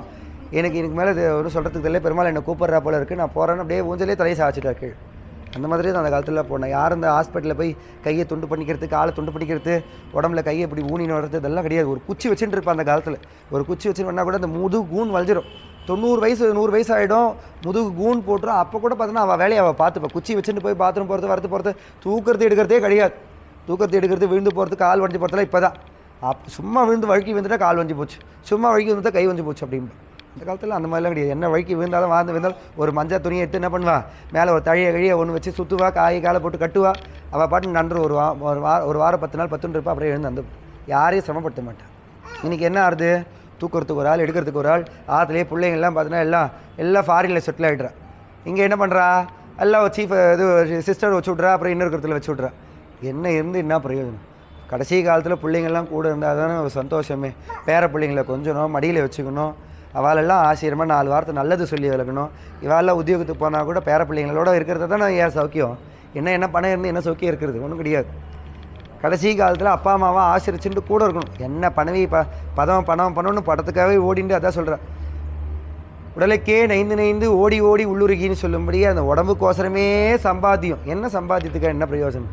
எல்லாம் இருந்து கூட அந்த கடைசி காலத்தில் உள்ள இது குழந்தைகள் எல்லாம் இல்லாத நம்மளை ஒரு யாரோ 3வது மனுஷி தொட்டு எடுத்துட்டு வளர்த்து வாங்கிறதுக்கு ஒன்றும் தேவை கிடையாது. அந்த மாதிரி அந்த காலத்தில் அவ்வளோ சொக்கியமாக இருந்தால் தான் சொல்கிறேன். ஒரு குழந்தைக்கு இன்றைக்கி அவ்வளோ கட்டமாக போச்சு. பகவான் தான் அதை அனுகிரகம் பண்ணணும். இன்றைக்கி வருங்காலம் எப்படியோ நம்மளாம் நம்ம கதையெல்லாம் பரவாயில்ல, இன்னும் வருங்காலத்துக்கு என்னமோ தெரியாது. ஏன்னா இவ்வளோத்துக்கும் பார்த்தோன்னா ஆரம்பித்து 16 நாள் ஆச்சா தள்ளி போச்சா 30 நாள் ஆச்சா தள்ளி போச்சா முதல்ல மெடிசன் போட்டுக்கோ, மாத்திரையை போட்டுக்கோ. அன்றைக்கி தெரியாது 4 மாதம் ஆகும் 6 மாதம் ஆகும், வயிறே தெரியாது. அப்புறமா தெரியும் நாடி வச்சு தலை சுற்று களி சுற்றுன்னு பார்த்தா தான் குழந்தை இருக்குது அப்படின்னு சொல்லுவேன். இன்றைக்கி அப்படிலாம் கிடையாது. அதை கணக்கு பண்ணுவேன். தலைக்கு ஊற்றிட்டு எத்தனை நாள் ஆகுது, எத்தனை நாளில் ஹாஸ்பிட்டல் போகணும், டாக்டர் போனோடனே 3ஆம் மாதம் ஏன்னா 6ஆம் மாதம் ஸ்கேன் 8 ஸ்கேன் என்னத்துக்கோ சொல்லிவிட்றா. அந்த மாதிரி அந்த ராஜாவுக்கு இன்றைக்கி ஒரு குழந்தை இல்லை. ராஜா நம்மளே சும்மா இருக்க மாட்டோம், ஹாஸ்பிட்டல் போகிறோம். என்ன தான் ஏழையாக இருந்தால் கூட வட்டிக்கானாலும் காசு வாங்கின்னு ஒரு குழந்தையை பெற்றுக்கணும்னு போகிறோம். இந்த ராஜாவை சும்மா இருப்பாரா? அவருடைய அடுத்த ராஜ்யத்தை பட்டாபிஷேகம் பண்ணி வைக்கிறதுக்கு இளவரசி வேணுமேனு சொல்லிட்டு என்னென்னமோ பூஜை புனஸ்காரங்கள்லாம் பண்ணுறார். ஒன்றும் கைவல்லியமாக சேர்ந்த பாடாக கிடையாது. என்ன ஆறுது அப்படின்னு பார்த்தோம்னா, அடுத்ததாக தண்டோரா போடுறார். நம்ம கூட இப்போ பெருமாள் புறப்பாடாருச்சே என்ன பண்ணா தெருப்பூரா டமுக்கு போட்டுன்னு வந்தான். பெருமாள் புறப்பாடாரார். 4 மாத வேதி 10 நாள் பிரம்மோத்சவம் கோவிலில் எல்லாம் சாயங்காலம் காலம்பரை தட்டு கொடுக்குறவால கொடுங்கன்னு சொல்கிறோம் இல்லையா. தண்டோரா போடுறார். என்ன வேத வித்வான்கள் பண்டிதர்கள் புரோகிதர்கள்னு சொல்லும்படியான சதுர்வேதிகள்னு சொல்லும்படியான பிராமண உத்தமர்கள் வைதிகள் அத்தனை பேரும் அரண்மனைக்கு கூட்டுண்டு வாங்க. என்னென்ன ஊரில் எந்தெந்த பெரிய பெரிய அதிகாரிகள்லாம் இருக்காளோ இந்த சம்பிரதாயம் தெரிஞ்சவாள்லாம் அவளெல்லாம் கூட்டுண்டு வாங்கோ அப்படின்னு ராஜா சொல்கிறார். அதே மாதிரி எல்லோரும் என்ன பண்ணுறான்னா அரண்மனைக்கு, ஏன்னா ராஜாவுடைய அரண்மனைக்கு ஒவ்வொருத்தரும் ஒவ்வொரு பிராயச்சித்தத்தை சொல்கிறதுக்கு வரா. அப்படி எல்லாரும் வந்து அரண்மனையில் உட்காந்துருக்கார். ராஜசிங்காசனத்தில் ரொம்ப வாட்டமான முகத்தோடு உட்காந்துருக்கார். இந்த பக்கம் முனி சிரேஷ்டர்கள் ரிஷிகள் எல்லாரும் வந்துருக்கா. அந்த ஏழை பிராமணனாக இருக்கும்படியான அந்த ஏழை பிராமணனும் பணக்காராக ஆயிருக்கான். இல்லை ஏழை பிராமணனாக இருந்தாலும் அந்த நிலையிலேருந்து அவர் மாறல. என்ன தான் படம் பதவி வராங்க வந்தால் கூட கோவிலில் வந்தால் நான் என்ன சொல்கிறேன், நம்மக்கிட்ட இருக்க முடியாது. எளிமை தான் முக்கியம். நம்ம பந்தாபஸ்தெல்லாம் காட்டிகிட்டு இருக்கிறதுக்குலாம் பெருமாள் கிட்ட ஒன்றும் கிடையாது. அவர் தான் பந்தாபஸ்தாக இருக்க முடியாதவரெல்லாம் அவர் தான். நம்ம எத்தனை இருந்தாலும் என்ன பண்ணோம், எப்போவுமே அப்பா நீ கொடுத்தது அந்த எண்ணத்தோடு இருந்தால் தான் நம்ம வசதியை எண்ணம் போக முடியும். அப்படியே கொஞ்சம் அதிகமாக போச்சுன்னா பெருமாள் நம்மளை ஆட்டி விட்டுருவார். அந்த மாதிரி கெச்சா என்ன ஆகுதுன்னா, இவர் வராரு, இவரும் வந்து உட்கார்றாரு. ஒவ்வொருத்தரும் ஒவ்வொரு பூஜையை சொல்கிறாங்கோ, ஒவ்வொருத்தரும் ஒவ்வொரு விரதத்தை சொல்கிறாங்க. இந்த ராஜா கிட்ட உல்காமுகன் முடியான ராஜா பார்த்தோம் இல்லையா, அந்த ராஜா கிட்ட சொல்கிறார். ராஜா என்ன பண்ணுறாருன்னா யார் என்ன சொல்கிறாங்கன்னு எல்லாத்தையும் கேட்டுகிட்டே வர்றார். கடைசியாக இந்த காசியிலேருந்து வந்தவர் 2 வார்த்தை பேசுகிறார். ராஜா நான் சொல்கிறேன், எல்லோரும் சொன்ன விஷயங்களில் கண்டிப்பாக கைவல்லியத்தை கொடுக்கும். நான் சொல்கிற விஷயத்தை நீங்கள் கேளுங்கோ, ஏன்னா நானே அனுபவப்பட்டேன் இந்த விஷயத்தில் அப்படின்னு சொல்லவும். அப்படி என்ன விஷயம்னு பார்த்தா, இந்த சத்யநாராயண பூஜைன்னு ஒரு பூஜை என்கிட்ட பகவானே அதை வந்து உபதேசம் பண்ணார். அந்த பூஜையை நீங்கள் பண்ணுங்கோ அப்படின்னு சொல்கிறார். ராஜா பண்ணுற பூஜை சாதாரணமாக இருக்காது இல்லையா. நம்மளால் முடிஞ்ச இன்றைக்கி நம்ம கோவிலே இவ்வளோ பெரிய பூஜை பண்ணுறோம். ராஜா காலத்தில் எப்படி பூஜை பண்ணுவார் பாருங்க. இந்த பூஜையை நீங்கள் ஆரம்பிங்க, அப்புறம் மேற்படியாக பார்க்கலாம், நடக்காத போகிறதா நடத்த போகிறதான்னு பார்க்கலாம் அப்படின்னும். சரி, அந்த பூஜை அப்படி என்ன பூஜைனா சத்யநாராயண பூஜை. அது இந்த மாதிரி பூஜை சுவாமி, இது இப்படி பண்ணணும் அப்படி பண்ணணும்னு சொல்கிறார். அதுக்கு என்ன அடுத்த திவசத்தில் இருக்க முடியான திதியில் இருக்க முடியான பௌர்ணமியை பாருங்கோ. ஆத்தங்கரையில், ஏன்னா 6 கரையில் தான் தண்ணி ஓடுற இடம். 100 பேர் 1000 பேர் வரேன்னா கையெலம்லாம் வாய்க்கொப்பைங்களாம் மலச்சல மூத்திர விசர்ஜனங்கள்லாம் அந்த காலத்தில் பண்ணோம். 6 இருக்கிற இடத்துல தான் ஊர் உருவாச்சுன்னு சொல்லிட்டு ஒரு பாட்டு கூட வருது இல்லையா, சினிமாவில் கூட வருது ஒரு பாட்டு. அந்த மாதிரி 6 ஒட்டி தான் மனுஷனுடைய வாழ்க்கை இருந்ததுன்னா ஜலமில் நீரின்றி அமையாது உலகு. தண்ணி இல்லாத போச்சுன்னா ஒன்றுமே இல்லை. தண்ணி தான் ஆற்றுல கூட என்ன பண்ணுறோம், கை அலம்புறோம், கால் அலம்புறோம், பாத்திரம் அலம்புறோம், துணி துவைக்கிறோம், தண்ணி உடம்பு குத்திக்கிறோம். ஒரு நாளைக்கு தண்ணி நம்ம கணக்கு பண்ணி பார்த்தோம்னா 1000 லிட்டர் ஒரு ஆளுக்கு செலவு பண்ணிட்டோம். குளிக்கிறதுலேருந்து போகிறதுலேருந்து வரத்துலேருந்து தண்ணி கால் அலம்புறதுலேருந்து எல்லாத்துக்கும் சேர்த்து 1000 லிட்டர் தண்ணி ஒரு நாளைக்கு செலவார். அப்படியே அந்த ஆத்தங்கரையில் பார், நல்ல ஒரு ஆசீதமான நல்ல 4 விதமான தூண்களை வச்சு பெரிய மண்டபத்தை நிர்மாணம் பண்ணி, யாகசாலையை நிர்மாணம் பண்ணி, வேத வித்துகள் பண்டிதர்களுக்கு தேவையான சமையல்காரர் ஒரு பக்கம் வை, பொதுஜனங்களுக்கு தேவையான சமையல்காரர் ஒரு பக்கம் வை. நேற்று நடந்தது இல்லையா, 1500 பேருக்கு சமையல் சாத்த மாட்டோம். அன்றைக்கி சாதாரண விஷயம் இல்லையா. இப்போ ஒரு பக்கம் தடப்படலாம், முன்னாடி நாள் நைட்டே ஆரம்பிச்சுட்டு, அப்போ அதுக்கு முன்னாடி நாள் நைட்டே அத்தனை பேர் ஆர்கனைஸ் பண்ணணும். சமையல்காரவாளை வர வைக்கணும், ஃபோன் பண்ணணும், காய்கறிக்காரவாளுக்கு சொல்லணும், தண்ணிக்காரவாளுக்கு சொல்லணும், கேஸ்காரவாளுக்கு சொல்லணும், பாத்திரக்காரர் சொல்லணும், அதை ஆர்கனைஸ் பண்ணுறதுக்கு மனுஷாளுக்கு சொல்லணும், உங்களை ஜனங்களுக்கு சொல்லணும். இத்தனை விஷயம் இருக்குது. அந்த மாதிரி அந்த ராஜாவும் அந்த ஏற்பாடுகள்லாம் பண்ணுறார். வேத வித்வர்கள் பண்டிதர்களுக்கு தனியாக சமையல், அப்புறம் பொதுஜனங்களுக்கு தனியான சமையல், ராஜாவுக்கு தனியான விரத சமையல் இல்லையா. எல்லா விரதம் ராஜா அன்றைக்கி விரதம் பண்ணுற அன்றைக்கி தாம் தூம்னு சாப்பிட முடியாது. விரத பலகாரம் விரத சமையல்னு ஒன்று இருக்குது. அந்த விரதத்தை தான் சாப்பிடணும். அப்படி 3 விதமான தலிகை பண்ணுறவாளை கூப்பிட்றா, 3 விதமான தலிகை ஆகிட்டு இருக்கு. அதுபோக தண்ணி பந்தி பரிமாறத்துக்கு பிரஜைகள், பந்தி பரிமாறக்க முடியாததெல்லாம் ஒரு பக்கம், எல்லாத்துக்கும் எல்லாம் கட் பண்ணி வைக்கிறவா, அது இதுன்னு சொல்லிட்டு எல்லாம் ஒரு பக்கம் நடந்துட்டுருக்கு. யாக வேள்வியில் வேத பண்டிதர்கள்லாம் உட்காந்து அந்த யாகத்துக்கான மந்திரங்களில் உச்சாடனம் பண்ணுறா. அப்படியே அந்த யாகம் ஜாமுன்னு நடக்கிறது. ஜாமுன்னு நடக்கிறதுனா அன்றைக்கி காலத்துலலாம் பிரசித்தம் பண்ணால் பூஜைக்கு மறுநாளே பலன். இன்றைக்கெல்லாம் தள்ளி போகிறது காரணம்னா, காலையில் குடிச்சு ஒரு யாகம் வீட்டில் நீங்கள் பண்ணுறீங்கன்னா கூட காலையில் குளிச்சுட்டு 6 மணிக்கு உள்ளே போய்ட்டு மரத்துக்கு கீழே விழுந்த சமித்து, ஆலமர குச்சி, அரச மரம், அப்புறம் மாமரத்துக்கு கீழே விழுந்த சிமத்து பெருசாக கீழே விழுந்திருக்கும், சமித்தெல்லாம் குச்சிங்கெல்லாம் விழுந்திருக்கும். அந்த குச்சியில் திரட்டி எடுத்துன்னு வருவோம். ஒரு மாட்டு பாலை கறந்து அதை திரித்து அதிலேருந்து ஏடு எடுத்து அதிலேருந்து வெண்ணெயை கடைஞ்சி அதிலேருந்து நெய்யை திரித்து வச்சுருப்பான். இப்படிலாம் பண்ணதால் அன்றைக்கி பலன் வந்து கை மேலே நடந்தது. இன்றைக்கி போகிறோம் கடையில் சமைத்து வாங்கிக்கிறோம், இன்றைக்கி போகிறோம் நெய்யை வாங்கிக்கிறோம். நல்ல நெய் கூட வாங்கி வர மாட்டேன். சில பேர் ஆற்றுல என்னமோ உதவாத நெய்யெல்லாம் வாங்கி வச்சுருவோம்மா. நான் சொல்லுவேன், நல்ல நெய்யாக வாங்கி வந்து வச்சுருவோம். 100 கிராம் பாக்கெட்டாக இருந்தால் கூட நல்ல நெய்யாக வாங்கி வந்தீங்க. நம்ம சாப்பிட்றதுக்கு என்ன யூஸ் பண்ணுறோமோ அதான் யோமத்துக்கும் யூஸ் பண்ணணும், மாற்றி யூஸ் பண்ணாதீங்க. அந்த மாதிரி என்ன ஆகுதுன்னு பார்த்தோம்னா, நல்ல ஆசீதமான எல்லா விஷயங்களும் பார்த்து நடக்குது. ராஜாவுடைய விஷயம்னா சாதாரணமான விஷயம் இல்லை, பார்த்து எல்லா விஷயங்களும் நடக்கிறது. அப்படி எல்லாம் திரண்டு வந்து நிற்கிற சமயத்தில் என்ன ஆகுதுன்னு பார்த்தோம்னா, இந்த ஹோமத்துலேருந்து பலாபலனா பகவான் என்ன பண்ணுறாருன்னா 100 குழந்தைகள் கேட்டால், ராஜா கேட்டது ஒரு குழந்தையோ நம்ம தான் 100 குழந்தைகள் பிறக்கும்படியாக அஸ்வினி குமார்கள் வரத்தை கொடுத்து விட்ற. ராஜாவுக்கும் 100க்கும் சபர்த்தமாக இருக்குது. ராஜா என்ன பண்ணுறாரு, இது ரொம்ப சந்தோஷமாக போச்சு ராஜாவுக்கு. அவரும் மறக்க மாட்டார் இல்லையா. மாதம் தயாரணம் பண்ணுறேன். என்னது, நம்ம இங்கே வருஷத்துக்கு ஒரு நாள் 1500 பேருக்கு சாதம் போட்டோம். இன்னும் ஒரு 5 வருஷம் 10 வருஷம் போச்சுன்னா இங்கே கூட 1500 பேருக்கு மாதம் கூட ஆகலாம். பெருமாளோட திருவுள்ள இருந்து மாதம் கூட ஆகுதுன்னா அது கூட பெருமாள் ஏற்பாடு பண்ணிடலாம். சத்யநாராயண பூஜைக்கு பூரா உட்கார வச்சு இலை போட்டு சாதம் போகிறதுக்கு கூட பெருமாள் யாரையான கூட்டு வந்து விடுவார். சாஸ்வதமான உண்மை நடக்கும். நீங்கள் ஒன்றா பாருங்கள், நான் சொன்னால் அந்த 5 வருஷத்துக்கு அப்புறம் பெருமாள் அப்படி ஒரு அனுகிரகத்தை கூட பண்ணுறதுக்கு 100% சந்தேகமே இல்லாத வாய்ப்பு இருக்குது. அந்த மாதிரி ராஜா மாதம் அந்த பிரசாதத்தை ததியாரத்தை அந்த யாகத்து சாலையில் கொடுத்துட்டுருக்கார். அப்படி இருக்கும்படியான சமயத்து 3வது ஆவர்த்தியில் பார்க்குறோம். சத்திரியனுக்கு அனுகிரகம் பண்ணுறார். முதல்ல பிராமணனுக்கு, 2வது சூத்ரனுக்கு, 3வது சத்திரியன், ராஜாவுடைய வம்சத்தில் ராஜகுலத்தில் பிறந்தவர். இப்படி இருக்கும்படியான சமயத்தில் என்னன்னா, அந்த இடத்துக்கு நம்ம கூட என்னென்னா எங்கேயான போகிறச்சு நேற்று பார்த்தோன்னா நிறைய பேர் இத்தனை நாள் இல்லாத கூட்டம், சாப்பாடுக்கு மட்டும் அவ்வளோ பேர் கூட்டம் வந்திருப்பா. என்னென்னு கேட்டிருந்தா பிரம்மோத்சவம் வந்திருக்கு. அது வரையும் பிரம்மோத்சவமே வந்திருக்கிறது தெரியாது. ஆனால் அன்றைக்கின்ற பாட்டுக்கு வரைச்சே பிரம்மோத்சவம் வந்திருக்கிறது தெரியும். பிரம்மோத்சவம் வந்துருக்கு, ஓஹோ அடுத்த வருஷம் நம்ம விட்டுறக்கூடாதுன்னு சொல்லிட்டு அவள் வருவாள். அந்த மாதிரி என்ன ஆகுதுன்னு பார்த்தோம்னா, ஒரு வைசியன், இந்த செட்டியாருன்றது வேறு ரொம்ப கெட்டியாக இருப்பான்னு சொல்லுவாள். அந்த வைசியர் வந்து பார்க்குறாரு. வைசியர் வந்து பார்க்குறச்ச என்ன ஆகுதுன்னு பார்த்தோம்னா, என்ன ராஜா, அவருக்கும் ஒரு குழந்தை இல்லை, கஷ்டம். வைசியர் வந்து பார்க்குறச்ச அவர் என்ன பண்ணுறாருன்னா, இந்த பூஜை புனஸ்காரம்லாம் ராஜா பண்ணுறதை பார்க்குறாரு. ராஜா கிட்டவே நேராக போய் கேட்குறாரு. ஏன்னா வைசியர்கள்லாம் வந்து பார்த்தோன்னா தனசம்பிரதியத்தை நான் ராஜாக்கெல்லாம் நகைலாம் பண்ணி கொடுப்பான். அதில் ராஜா இந்த பதக்கம் பண்ணணும், அந்த காலத்தில் பார்த்தோன்னா எமரால்டு வச்சு பண்ணுவாள், வைர வைடூரியங்கள், முத்து பவளம் மாணிக்க கோமேதகம்னு சொல்லி நவரத்னங்கள்லாம் வச்சு பண்ணி கொடுக்குறதுல செட்டியாக தான் பண்ணி கொடுப்பா. அதெல்லாம் பார்த்தோட சொல்லுவா, இது இந்த ஜாதி, அது அந்த ஜாதி, இது நல்லது இல்லை, இது நல்லதுன்னு தூக்கி போட்டுருவோம். அது மாதிரி ராஜா கிட்ட போய் கேட்குறாரு, என்ன ராஜா என்னமோ பூஜை புனஸ்காரங்கள் பண்ணிட்டு இருக்கேளே, என்ன விஷயம் அப்படின்னும். சத்யநாராயண விரதம், சத்யநாராயண பூஜைப்பா இது அப்படின்னு சொல்லவும், என்னத்துக்காக வேண்டி பண்ணால் எனக்கு குழந்தை இல்லைன்னு நான் ஆரம்பித்தேன். 100 குழந்தை ஆகிட்டா எல்லா ராஜ்யத்தில் விளையாட்ட ஒப்படைச்சிட்டேன். 100 குழந்தை ஆகி போச்சு. நம்ம கூட என்ன பண்ணோம், ஒரு வயசு வரையும் தான் நம்மக்கிட்ட எல்லாம் நம்ம இருக்குன்னு பார்த்துக்கணும். ஆற்றுல இன்றைக்கி மருமக வந்துட்டாலும் அவகிட்ட எல்லாத்தையும் கொடுத்துட்டேம்மா, நீ பார்த்துக்கிட்டியம்மா, நான் இருந்துக்கிறேன்னு சொல்லிட்டு ஒதுங்கிக்கணும். அதுதான் நல்லது. நம்மளே பிடிச்சுட்டு இருக்கணும், 80 வயசு வரையும் நம்மளே பிடிச்சுட்டு இருக்கணும்னா அவளுக்கு நமக்கு சண்டை தான் வரும். அப்புறம் அவள் தனி குத்தணும் போய்டும். நம்ம அப்படி கொஞ்சம் ஒதுங்கிக்கணும். கொஞ்சம் லக்ஸரியாக இருக்கான்னா அதுக்கேற்ற மாதிரி நம்ம என்ன பண்ணோம், விட்டு தான் போகணும். அந்த மாதிரி ராஜா என்ன பண்ணாரு, எல்லாத்தையும் கொடுத்துட்டு இவர் மாதம் எல்லாருக்கும் சாப்பாடு போகிறதுக்கு வந்து விட்றாரு. நன்னன் இருக்குது, அது பாட்டுன்னு பூஜை புனஸ்காரங்கள்லாம் நன்னன் இருக்குது. அது மாதிரி நன்னன் இருக்கச்சே உட்காந்துக்கோங்க. நன்னன் இருக்கச்சே என்ன ஆகுதுன்னு பார்த்தோம்னா, சாப்பிட்றதுக்கு வந்த செட்டியார், எனக்கும் குழந்தை இல்லைன்னு நானும் பிரார்த்தனை பண்ணிக்கலாமா ராஜானா, அதுக்கு என்னப்பா பண்ணிக்கேன்ப்பா, நம்ம பிராமணாலே எனக்கு நீங்கள் கூட சொல்லுவீங்கப்பா, எங்கள் வீட்டில் கல்யாணங்கிற பசங்க பயம் கிடையாது, காட்பாடியில் புது ஐயர்லாம் வந்துட்டுருக்காங்க, நாங்கள் போனால் சொல்ல போகிறோம், நாளைக்கு என்ன கேட்டார்னா கூட அங்கே ஐயர் இருக்காருமா, நீ பயப்படாத, ஃபோன் பண்ணி போய் பேசிவிடலாம், 6 மாதம் முன்னாடி புக் பண்ணிக்கலாம் வாமான்னு.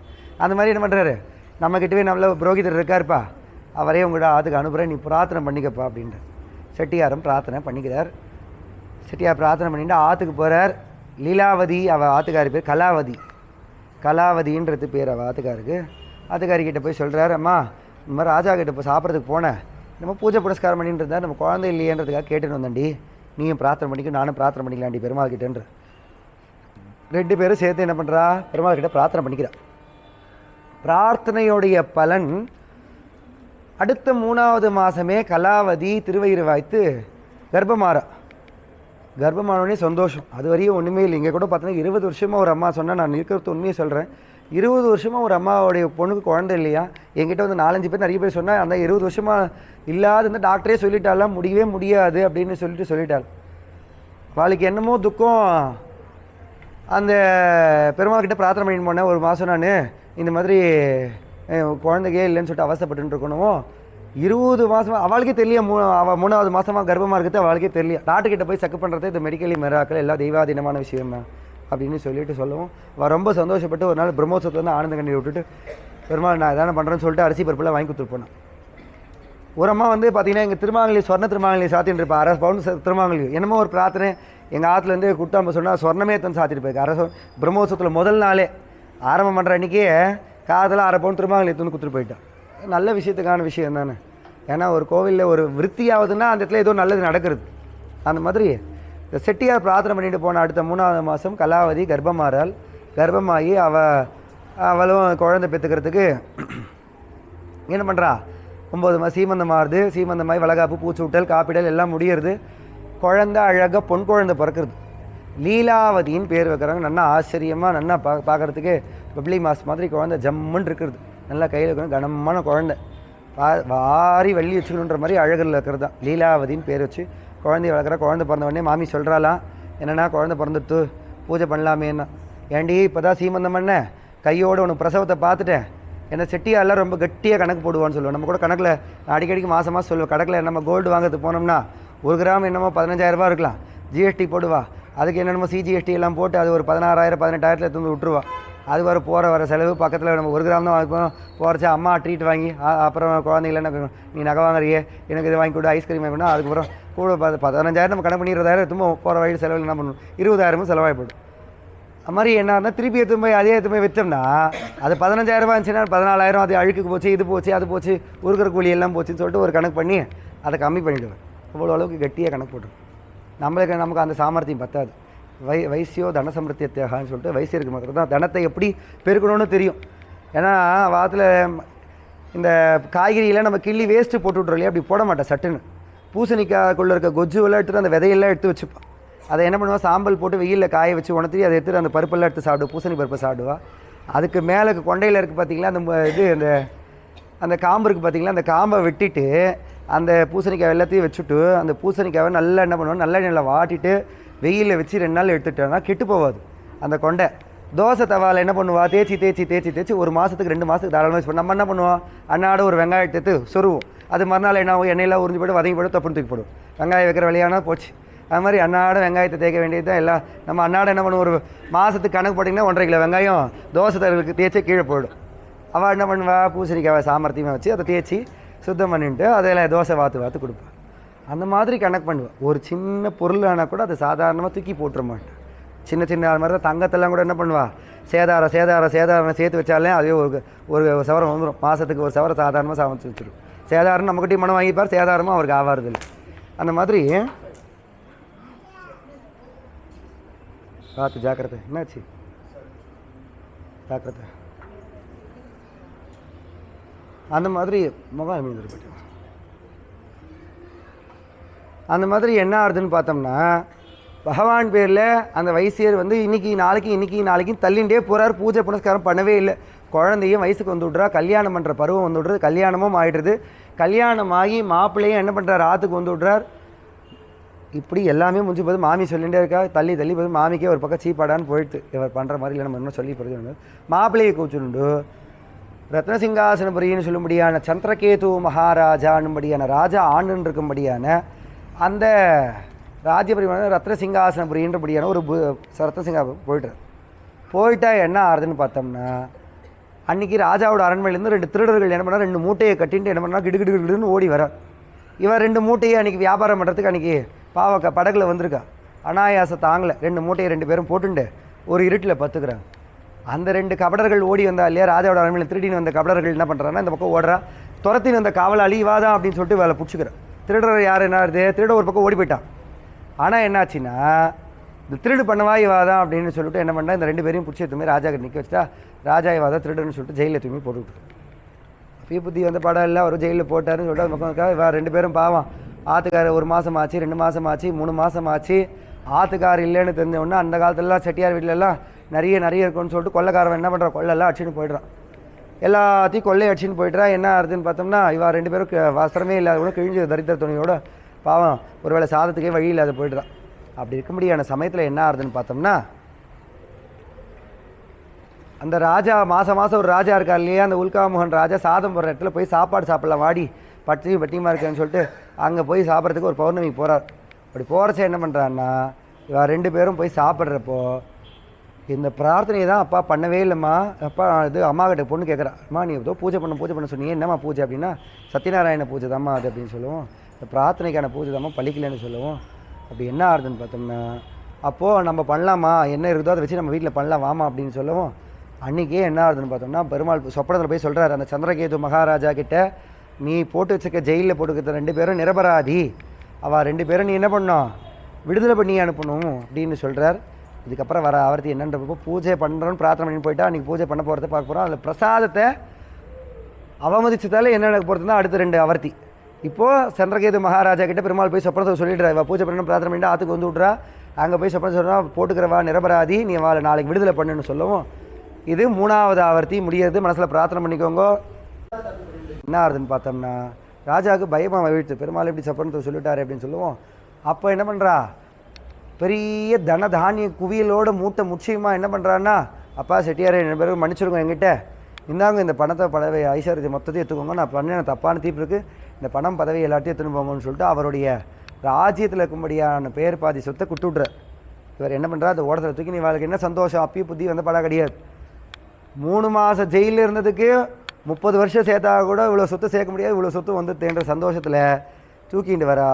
ஓட்டின்னு அந்த படகு ஓட்டின்னு வர வரையே பகவான் தான், இந்த தோனி ஓட்டின்னு வர வரையே பகவான் தான். இவனுக்கு என்னடா புத்தி வரலையேன்னு சொல்லிட்டு கேட்குறாரு, என்னப்பா இது செட்டியாரே என்ன இதெல்லாம் மூட்டை முடிச்சிடலான்னு, கனமாக இருக்குது வண்டி வர. இவருக்கு என்னென்னா மூர்க்கமான பயம் என்னென்னா, ஐயோ வந்துக்கிற கொள்ளைக்காரன் என்னமோ தெரியல, நீச்சலும் தெரியாது நமக்கு, கொள்ளடிச்சின்னு போயிட்டானா என்ன பண்ணுறதுன்னு சொல்லிட்டு எல்லாம் சத்த சனா இருப்பா, இல்லை தழை இலை சத்தன்னு சொல்லுவோம். அப்படியே ஆட்டோன்னு பெருமாள் சொல்கிற, ததாஸ்து. நம்ம கூட என்ன பண்ணக்கூடாது, ஆற்றுல இல்லாத ஒரு விஷயத்த அப்போவே இல்லை இது இல்லை அது இல்லைன்னு கஷ்டப்படக்கூடாது. பெருமாள் அதை குத்துருக்கார சந்தோஷம். நம்ம அந்த மாமி 2 வடி அடிக்கை போட்டுருக்கா, நமக்கு இந்த வடை இப்போ செயின் போட்டுருக்கா, அவள் கார் வச்சுருக்கா, பைக் வச்சுருக்கா, நம்மக்கிட்ட இது இல்லை அது இல்லை, இந்த யோசனையே வேண்டாம். நம்மள சௌக்கியமாக வச்சுட்டுருக்கானே, இன்றைக்கி பழப்பு ஓட்டின்னு இருக்கானா, அது போகிறோம். அப்படி என்ன ஆறுதுன்னு பார்த்தோம்னா, இருக்கிறத சந்தோஷமாக வச்சுக்கணும், மனசில் சந்தோஷமாக இருக்கிறத போதும் அப்படின்ற மனமே பொன் செய்யும் மருந்து இல்லையா. அந்த மாதிரி என்ன ஆகுதுன்னா, செட்டியை நம்ம கூட வீட்டில் கூட அரிசி பருப்பு இதெல்லாம் தீர்ந்து போச்சுன்னா காலி ஆயிடுச்சு இல்லை அப்படின்னு சொல்லிடாது. 2 நாள் 3 நாள் முன்னாடியே சொல்லணும், அப்பா அரிசி பருப்புலாம் குறைவாக இருக்கிறது, நிறச்சிக்கணும், வாங்கிட்டு வந்து வச்சுருங்க சொல்லமே ஒழிய இது இல்லை அது இல்லை அப்படின்ற வார்த்தையே வாயில் வரக்கூடாது. சாயங்காலம் ஆனால் கூட நல்ல விஷயங்கள் பேசணும், காலையில் ஆடணுன்னா தலையை சீவிக்கணும், 6 மணிக்கு முன்னாடி தலையை சீவி பூவெல்லாம் வச்சு பொட்டெல்லாம் வச்சுக்கணும். பொம்நாட்டுகள்லாம் 6 மணிக்கு மேலே தாயார் எல்லா ராத்திலையும் சந்தியா காலத்தில் எழுவான், தலையை வாராடு தலை ஒரு கோலம் உரிய விடுறது, ஞாயிற்றுக்கிழமை ரெஸ்ட்டு அந்த வார்த்தையே இருக்கக்கூடாது. எல்லா நாள்லையும் தலையை வாரிக்கணும், தலையை பொட்டு வச்சுக்கணும். இது எல்லாருக்கும் பொருந்தும், பொம்நாட்டி ஆம்பளை ஏழுன்றதுலாம் எனக்கு கிடையாது, எல்லாருக்கும் பொருந்தும். அது மாதிரி செட்டியார் அப்படி சொன்ன உடனே ததாஸ்தூன்னு விடுறா பெருமாள். அல்ல அவ்வளோ நேரம் வெயிட்டாக தோனி ஓடின்றது அகத்தவே முடியாத பரிசல் காற்றுல பறக்கிறா போல் பறக்கிறது. என்னன்னு பார்த்தா திருப்பி அவர்கிட்ட சொல்கிறார், திறந்து பார்க்குறார் செட்டியார், என்ன வெயிட்டெல்லாம் கம்மியாக வச்சு திறந்து பார்த்தோன்னா சத்த தனாரம் வச்சு. அப்போ தான் புத்தி வருது, ஐயோ பண்ண பெருமாள்கிட்டே அபச்சாரப்பட்டுட்டோம், இந்த பெருமாள் நம்மளை தீர்த்து வைக்கணும்னு சொல்லுவோம். பகவான்கிட்ட அப்பா அபச்சார சமானம் பண்ணுறான், கண்ணனை பெருமானே அபச்சாரம் பண்ணிக்கணும், எங்களை சமைச்சிக்கணும்னு சொல்லுவோம். அதே மாதிரி என்ன ஆகுதுன்னு பார்த்தோம்னா, அந்த இலை தழை மக்கி போனதெல்லாம் என்னென்னு திருப்பி கேட்கவும், அதெல்லாம் பணம் பதவி படாகம் ஐஸ்வர்யம் அப்படின்னு சொல்லுவோம். மொத்த ரத்னங்களாக மாறி போய்ட்டுருது. இவள் கரை சேர்றதுக்கும் ஆற்றுல பூஜையை அவள் முடிக்கிறதுக்கும் சரியாக இருக்குது. கரை சேர்றதுக்கு வரப்போகிறது வண்டி. பூஜையை முடிச்சுட்டு இங்கே என்ன பண்ணுறா, ஆத்துக்கார் வந்துட்டான்னு சொல்லிட்டு ஒருத்தர் என்ன பண்ணுறம்மா, உங்கள் வீட்டுக்கார் 2 பேரும் மாதமாக காணாத போயிட்டாலே அவள் 2 பேரும் வந்துட்டுருக்கா அப்படின்னு சொல்லிட்டு இந்த கலாவதி இல்லையா அதுக்கு சொன்னோன்னே, நம்ம கூட பார்த்தோம்னா அந்த ஃபாரின்லேருந்து யாருன்னா அந்த மிலிட்ரிலேருந்து வரா, ஃபாரின்லேருந்து வரான்னா முதல்ல மாமி என்ன பண்ணுவான்னா, சூட்கேஸை தூக்கிட்டு காரில் போய் மாமா முதல்ல பிக்கப் பண்ணணும்னு சொல்லிட்டு ஏர்போர்ட்டுக்கு போகிறதோ ஹார்பர் போகிறதோ எங்கேயானு ஒன்று போய்டுவோம். அன்னாடு கூலி வேலை செஞ்சுட்டு வர மாமாவை பார்த்தோன்னா அவர் வந்து இந்த சாதம் ஒன்றை விட, இப்போ தான் உன் குழந்தைங்களுக்கு சாதம் போட்டேன், நீ போட்டு சாப்பிட்டா சாப்பிட்டு சாடாடி போ, 10 மணி ஆகுது நான் படுக்கணும்னு சொல்லிட்டு படுத்துப்போம். தூளவுலேருந்து வந்தால் மாத்திரம் என்ன பண்ணேன்னா என்ன வாங்கிட்டு தெரியலையே சூட்கேஸ் வந்தோடனே மாமா எனக்கு என்ன அடிக்க வேணுந்தீங்களா புடவை வேணுந்துருக்கீங்களா கேட்பேன். சாதாரண இயல்பு தான், யாரும் இல்லைன்னு சொல்லிக்க முடியாது இல்லையா. அந்த மாதிரி வராலேன்னு சொல்லிட்டு என்ன பண்ணுறா, பிரசாதத்தை மட்டும் அப்படியே போட்டுவிட்டு கோவிலில் கொடுக்குற பிரசாதத்தை அப்படி வீண் பண்ணக்கூடாதுன்ற சாஸ்திரம். ஒரு துளியானாலும் வாயில் போட்டுக்கணும், வேணுன்றதை தகுந்தா போல் வாங்கிக்கணும், கீழே விழக்கூடாது. பிரசாதத்தில் அப்படியே வச்சுட்டு குடு குடு குடு குடு குடுன்னு ஓடி வரா. கரைக்கு வந்த கப்பல் கரை சேராத கடன்னு தண்ணிக்குள்ளே போகிறதா. கண்ணு முன்னாடியே தண்ணிக்குள்ளே போய் எல்லாம் அப்படியே மூர்ச்சையாகி போச்சா. அப்போ தான் அசரீரி ஒழிக்கிறது தான். அசமஞ்சமான ஒரு விஷயத்தை பண்ணுறீங்களே, பிரசாதத்தை ஸ்வீகரிக்காத வந்துட்டீங்களே, பூஜையை பண்ணிட்டீங்க, பிரசாதத்தை வாங்கி ஸ்வீகரிக்காத போட்டிங்களேன்னு சொல்லுவோம். அப்புறம் என்ன பண்ணுறேன்னா போய் திரும்பி பிரசாதத்தை வாங்கி சாட திரும்பி மூழ்கின கப்பல் மேலே வந்து கரை சேர்ந்ததாகவும் அதே ரத்னங்களையும் அதே ஆபரணங்களையும் அங்கேயே வச்சு வீட்டுக்கு போனால் செட்டியாருக்கு எங்கே மனசு மாறிடுமோன்னு கலாவதி அதே கரையிலேயே வச்சு இங்கேயே பூஜையை பண்ணி இங்கேயே எல்லாருக்கும் தானமாக கொடு மொத்த பேருக்குன்னு சொல்லுவோம். கொடுக்குற பொருள் வளரும். என்றைக்குமே பசுமாட்டு காம்புலேருந்து பாலை கறந்தால் தான் மறுநாள் பால் சுரக்கும். கிணத்துலேருந்து தண்ணியை இறைச்சாதான் புது தண்ணி சுரக்கும். இறைக்காத தண்ணி இறக்காத கிணறு பாழாயிடும். இருக்குன்னு பத்திரமா வச்சுக்கக்கூடாது. 4 பேருக்கு கொடுத்துட்டே இருக்கும். எப்பவுமே நம்ம ஆற்றுல கூட இருக்கிற பொருள் கொடுத்துட்டே இருக்கும். பெருமாள் அதை வளர்த்துருவார். தானியங்கள்லாம் அப்படியே மூட்டை கட்டி வச்சிருந்தா எல்லாம் பூத்து போயிடும். ஒரு வருஷம் பூரா அரிசி இருக்குன்னு கண்ணில் பார்த்து வச்சோம்னா மொத்த அரிசி வண்டு போய் தொலைச்சிடும், காலி பண்ணிகிட்டே இருக்கும். அந்த மாதிரி அங்கேவே எல்லாத்தையும் உட்காந்து செட்டியார் எல்லாருக்கும் கொடுத்து விட்றார். எல்லோரும் சந்தோஷமாக திருப்தியாக சாப்பிட்டுட்டு செட்டியார்னுபடியான அந்த வயசியருக்கும் குறைய தீத்தார் அப்படின்றது இந்த 4வது ஆவர்த்தியினுடைய பலாபலன். பிரசாதத்தை ஸ்வீகரிக்காத போனால் அதுக்கு என்ன நிஷ்கிரம பலன் நடக்கும் அப்படின்றத பார்த்துட்டோம். அடுத்தது 5வது ஆவர்த்தி போகணும். 4வது ஆவர்த்திக்கான ஆர்த்தி இதோ இருக்கு. ஓம் இதோ இருக்குப்பா, அங்கே இருக்கு. ஓம் தத் விஷ்ணோஹ பரமம் பதஹம் சதா பஷ்யந்தி சூரயः திவீவ சக்ஷுராரதம் தத் விப்ராசோ விவன்யவோ யா கிருவாகும் சசமிம் ததே விஷ்ணோர்யத் பரமம் பதம்.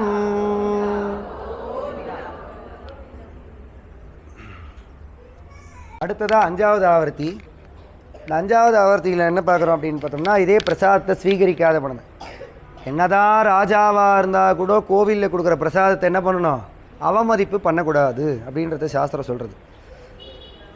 துங்கத்வஜன் அப்படின்னும்படியான ஒரு ராஜா, அந்த துங்கத்வஜனும்படியான அந்த ராஜாவுக்கு என்ன ஆகுதுன்னு பார்த்தோம்னா, சகல செல்வாக்கோடு செம்பத்தோடு இருக்கும்படியான அந்த ராஜா என்ன பண்ணுறாருன்னு பார்த்தோம்னா, வரார் வந்து ஆலமரத்துக்கு கீழே என்ன பண்ணுறாருன்னா அந்த யாதவர்கள்லாம் சேர்ந்துட்டு பூஜை பண்ணிட்டு இருக்கு. இடையர் கூட்டம் வெண்ணெய் பால் தயிரெல்லாம் வச்சுட்டு பூஜை பண்ணிட்டு இருக்கச்சே என்ன ஆகுதுன்னா, அவெல்லாம் பூஜையை முடிச்சுட்டு ராஜா வந்திருக்க. ராஜா என்ன பண்ணுவா, சும்மா இருக்க மாட்டார், நல்ல வேஷங்கள்லாம் போட்டு அந்த ராஜா என்ன ஆகுது இப்போ ராஜ்யங்கள்லாம் நல்லா சௌக்கியமாக இருக்கா அப்படின்றத பார்ப்பார். ஏதோ பூஜை புனஸ்காரங்கள்லாம் பண்ணிட்டு இருக்காரு. குதிரையை ஒரு பக்கம் இறக்கி வச்சுட்டு ராஜா அப்படி அனாயாசமாக கீழே உட்காந்துக்கிறார். உக்காந்துண்டா என்ன ஆகுதுன்னு பார்த்தோம்னா, ராஜா வந்து நம்ம கூட ஆற்றுல ரொம்ப வசதி வாய்ப்போடு யாரான ஒரு மாமி வரான்னா அவளுக்கு வெத்தலை பாக்கு கொடுப்போம், உபச்சாரம் பண்ணுவோம், அவளுக்கு ஜாக்கெட் பிட்டு வச்சு கொடுப்போம், எல்லாம் பண்ணுவோம். கொஞ்சம் அப்படியே பார்க்குறதுக்கு அப்படியே கஷ்டமாக யாரும் வந்தாங்கன்னா சரி இந்தம்மா ஒரு குங்குமம் எடுத்துக்கொண்டு கொடுத்துட்டு சாதாரணமாக குத்தம் சொல்லு. எல்லாருக்கும் ஒரே மாதிரி பண்ணணும் இல்லையா. பிரசாதம் எல்லாருக்கும் இங்கே அப்படி தானே ஆடுது. என்ன பெருமாள் நெய்வேத்தியம் பண்ணுறோமோ அதை எத்தமே அங்கே வைக்கிறோம். எல்லாருக்கும் அந்த பிரசாதம் தான் வருது. ஸ்பெஷலாக ஒன்றும் கிடையாது. பிராமணாளுக்கு எங்களுக்கு ஒன்றும் ஸ்பெஷல், அவளுக்கு ஸ்பெஷல் இப்படின்லாம் ஒன்றும் கிடையாது. அந்த மாதிரி ராஜா வந்திருக்காருன்னு சொல்லிட்டு இந்த ஜனங்க என்ன பண்ணுறாங்கன்னா, அந்த அன்றைக்கி படைச்ச தேன் தெனை மாவு பிரசாதத்தெல்லாம் எடுத்துன்னு போயிட்டு இந்த ராஜா கிட்டே இலையில கொடுக்குறாரு. ராஜாவுக்கு என்னென்னா, நம்மளோ தங்க தாம்பாளத்தட்டில் சாப்பிட்றவர், இவா என்னடா இது அசடுத்தனமாக இப்படி ஒரு பிரசாதத்தை கொடுக்குறாளே அப்படின்னு சொல்லிட்டு இந்த ராஜா தூக்கி அந்த பிரசாதத்தை கீழே அப்படி வச்சு விட்ரு. கீழே வச்ச உடனே ராஜ்யம் பூரா இருட்டாயிடுறது. ராஜ்யம் பூரா ஒளி வீசி பிரகாசமாக இருந்த ராஜ்யம் அப்படியே அஷ்டமி சந்திரன் 8ஆம் நாள் சந்திரனுடைய இது பார்த்தோம்னா, அந்த பூர்ண சந்திரனுக்கும் அஷ்டமி சந்திரன் பார்க்குறதுக்கு வித்தியாசம் தெரியும். தேஞ்சி போன 8ஆம் நாள் பார்த்தோம்னா அஷ்டமியோட சந்திரன் சின்னதாக மெலிசாக பெறையாக இருக்கும். அந்த மாதிரி மாறி போச்சு, ஒளியே இல்லாத போச்சு. ராஜாவுடைய பணம் பதவி படாகம் ஐஸ்வர்யம் எல்லாம் போய் ராஜாவோட உடம்பு பூரா வெண்குஷ்ட நோய் வந்தால் போல் ஆகிப்போச்சு. பகவத் பிரசாதத்துக்கு அத்தனை மகிமை. உடம்புல இருக்கும்படியான நோய் நொடியெல்லாம் தீர்க்கும்ன்றதை தான் சொல்லி, செடியாய வல்வினைகள் தீர்க்கும் அருமருந்தே ஆழ்வாரோட சுக்தி. நம்ம சொல்லலை, ஆழ்வாரே சொல்லியிருக்கார். பகவானுடைய நெய்வேத்தியம் மாத்திரை என்ன தான் சாதம் பண்ணால் கூட அது சாதம் தான். பகவானோட சன்னதியில் பிரசாதம், பகவான் பேர் பட்டுனால அது பிரசாதம் அப்படின்னு வருது. எதையும் வந்து என்ன பண்ணக்கூடாது, வீண் பண்ணக்கூடாது அப்படின்னு. அப்படி இருக்கச்சே என்ன ஆகுதுன்னு பார்த்தோம்னா, இந்த ராஜாவுக்கு ஒன்றுமே புரியல. ஐயோ இதுவரையும் நல்லா தானே இருந்தோம், இப்போ வரையும் நல்லா தானே இருந்தோம்னு நினச்சிட்டு எல்லாருக்கும் அவர் ஆற்று வாதியார்னு ஒருத்தர் இருப்பார். ஆத்வாதியார்னா என்னென்னா வீட்டுக்கு நல்லது கெட்டது பண்ண முடியாத ஒரு குரு முனிவர்கள் சிரேஷ்டர்கள் யாராக இருப்பாள். நம்ம ராஜ்யத்தில் கூட ராஜா என்ன பண்ணுவா, ஒரு ஒரு ரிஷிகளை வச்சுட்டு இருப்பா கையிலேயே, ஒரு நல்லது கெட்டது 4 நட்சத்திரம்லாம் பார்க்குறதுக்கு ஒருத்தர். அவர்கிட்ட போய் கேட்குற, என்ன ஆட்சி தெரியல இந்த மாதிரி எனக்கு கேட்கவும், நீ பண்ணினது பகவத் அபச்சாரம், பகவத் பிரசாதத்தை ஸ்வீகாரம் பண்ணினதை போட்ட பிராயச்சித்தமே கிடையாது. என்ன சொல்கிறாரு? என்னாச்சு?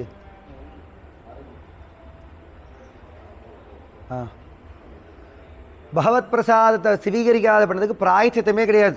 நீ லட்சோபலட்சமான குளத்துக்குள்ளேயே லட்சோபலட்சமான பணத்தை சம்பாதம் பண்ணி என்ன தான தர்மம் பண்ணால் கூட நீ பண்ணினது பகவத் அபச்சாரம். அந்த அபச்சாரத்துக்கு விமோசனம் கிடையாது. நீ யார்கிட்ட போனியோ அதே இடக்குளத்துக்கு போ. நீ யார்கிட்ட பிரசாதத்தை வேண்டான்னு சொன்னியோ அவாலேன்னு பிரசாதத்தை வாங்கி சாப்பிடுன்னு சொல்லவும், அதே மாதிரி இடையர்களுக்கிட்டவே அதே பூஜையில் போய் கலந்துன்னு அந்த பிரசாதத்தையை வாங்கி சாப்பிட்டா ஒரு உருண்டையாக உள்ளே போகவும் அவர்கிட்ட இருந்த அத்தனையும் விலகி போய் தரித்திரங்களில் விலகி போய் சுக்கீனங்களில் சேர்ந்ததா விஷயம். இதோட இந்த 5வது ஆவர்த்தி பிரசாதத்தை அபச்சாரம் பண்ணினதான விஷயத்தை பார்த்து முடிச்சிட்டோம். 5வது ஆவர்த்தி பூர்த்தி. நிறைய சொல்கிறதுக்கு உண்டு. நேரம் காலம் எல்லாருக்கும் ஒரே மாதிரி இல்லை இல்லையா? மனசு பாத்திரம் 7:45 ஆயிடுத்து, 8 இந்த எந்த ரிஷியும் இங்கே யாரும் சொல்லலை. பகவான் சொன்ன விஷயத்த நாரத சொல்கிறார். நாரத சூதகர்கிட்ட, சூதகர் சனகாதிக்கிட்ட சொல்லி இந்த 5 ஆவர்த்தியை முடிகிறது. யாரெல்லாம் இன்றைக்கி சத்யநாராயண பூஜை பண்ணினதை கேட்டிங்களோ, பார்த்தீங்களோ, பார்க்க வச்சிங்களோ, அவள் அத்தனை பேருக்கும் என்ன பிரார்த்தனையோ அதை அடுத்த மாதம் சத்யநாராயண விரத பூஜைக்குள்ளே கண்டிப்பாக அதை சரி பண்ணிடுவார். அடுத்த வருஷம் பிரம்மோற்சவத்துக்கு கோவிலில் 10 வாகனத்தோட திருத்தேரோட கோவில்லையே, கோவிலுக்கு சொந்தமான வாகனத்திலே போய் இன்றைக்கி இந்த மாதிரி அவஸ்தைப்பட்டு இருக்க விஷயங்கள்லாம் நடக்காது. எல்லோரும் மனசுக்குள்ளே ஒரு பிரார்த்தனை வச்சுக்கோங்க. 7 மாதத்துக்கு முன்னாடி இந்த பிரார்த்தனை பண்ண இந்த கோவிலில் பிரம்மோற்சவம் ஆனோம் அப்படின்னு சொல்லிட்டு தங்கு தடை இல்லாத பிரம்மோற்சவம் ஆச்சரியமாக 20 நாள் பிரம்மோற்சவம், 9 நாள் பிரம்மோற்சவம், 20 நாள் பிரம்மோற்சவம். இன்றைக்கி 17வது நாள், 18வது நாள். இன்றைக்கி 20 நாள் பெருமாள் ஆச்சரியமாக முடிச்சு கொடுத்துருக்காரு.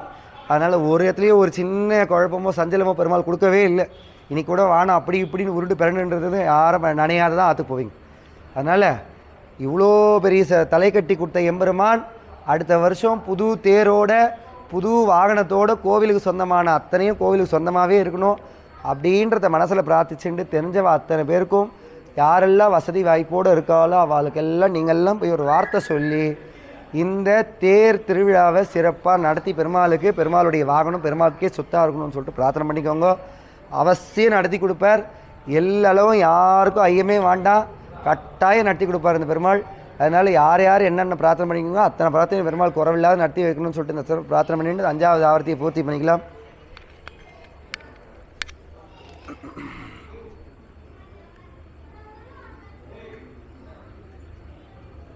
ராஜாதிராஜாய பிரசக்ஞசாயினே நமோ வயம் வை ஸ்ரவணாய குர்மஹே சமே காமாய மக்யம் காமேஸ்வரோ வை ஸ்ரவணோ ததாது குபேராய வை ஸ்ரவணாய மகாராஜாய நமः. சத்யநாராயண சுவாமி பரிபூர்ண அனுகிரக கிருபாகடாட்ச பிரசாத பல சித்திரஸ்து.